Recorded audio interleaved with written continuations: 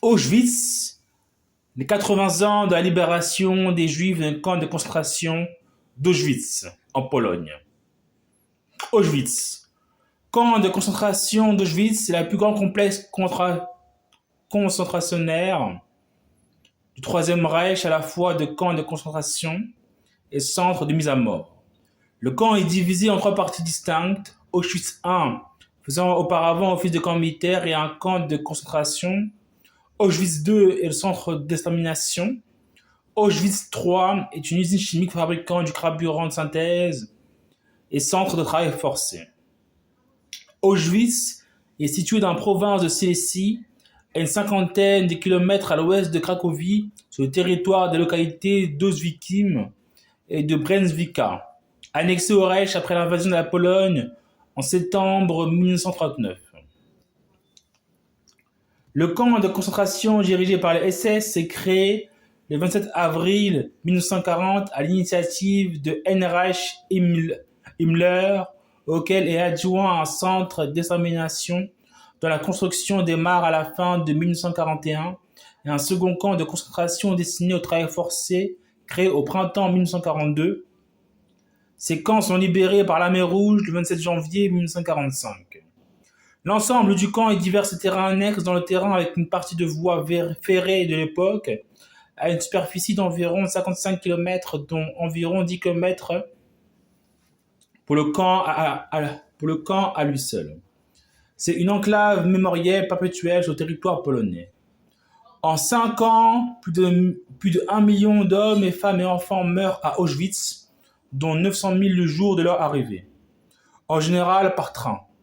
Les victimes de ce que les nazis appellent l'ère, la solution finale, et dont 90% étaient juives, furent assassinées dans les chambres à gaz ou parfois exécutées par armes à feu. Mais elles moururent aussi de maladies, de malnutrition, de mauvais traitements ou à la suite d'expériences médicales. Un nombre toujours incertain de tziganes y sont assassinés, une tragédie connue sous le nom de Porajmos, dans la mémoire collective Rome. Comme les autres camps de concentration nazis, Auschwitz est placé sous les ordres de Heinrich Himmler et de la SS. Le responsable du camp fut le SS Obersturmbannführer Rudolf Höss.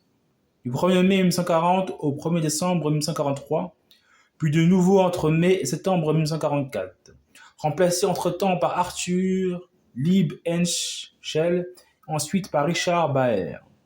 En raison de sa taille, Auschwitz est considéré comme le symbole des meurtres de mars commis par les nazis et plus particulièrement comme celui de la Shoah, au cours de laquelle près de 6 millions de juifs furent assassinés. Monument historique et culturel majeur, contribuant au devoir de mémoire, Auschwitz est depuis 1980 inscrit au programme mondial de l'UNESCO. Le nom officiel du site commémoratif est Auschwitz-Birkenau, camp allemand nazi de concentration et d'extermination, 1940 à 1945.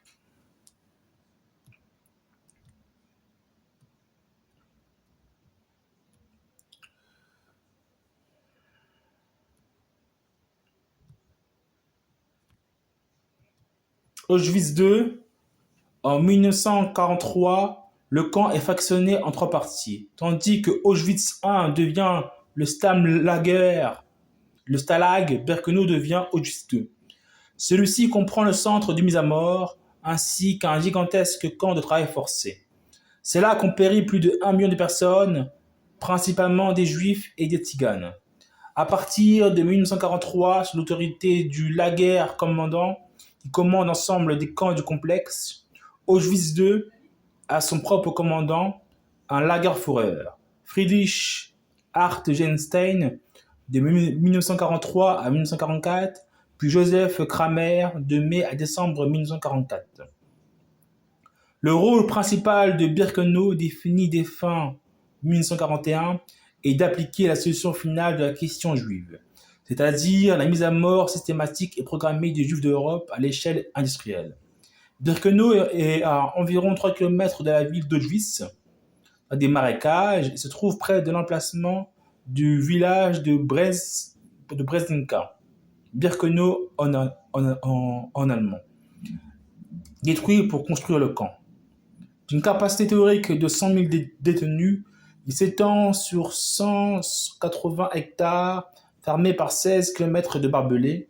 Il comprend dans sa configuration finale trois parties ou la guerre, le camp des femmes, le camp des hommes et une extension jamais terminée, Mexico. En tout, 300 baraques environ, tout usage confondu, chacun de la guerre est entouré de clôtures, de barbelés électrifiés à haute tension. Certains détenus désireux de se suicider se jetaient sur ces fils de fer. Dans un premier temps, Himmler avait pensé Birkenau comme une extension d'Auschwitz destinée à accueillir des prisonniers de guerre soviétiques dans le cadre de l'invasion de l'Union soviétique.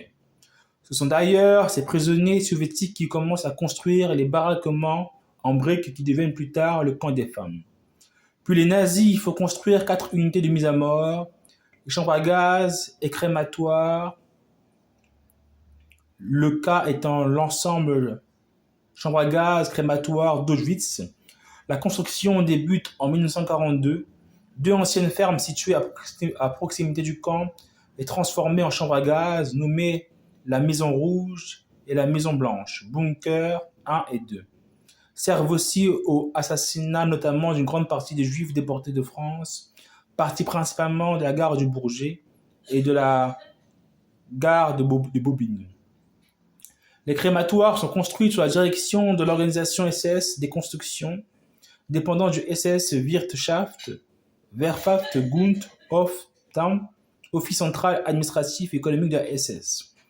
La fabrication des installations de mise à mort et des crématoires est confiée à diverses entreprises dans la Toft, une de Saône d'Erfurt, fabricant de systèmes de chauffage et de fours crématoires.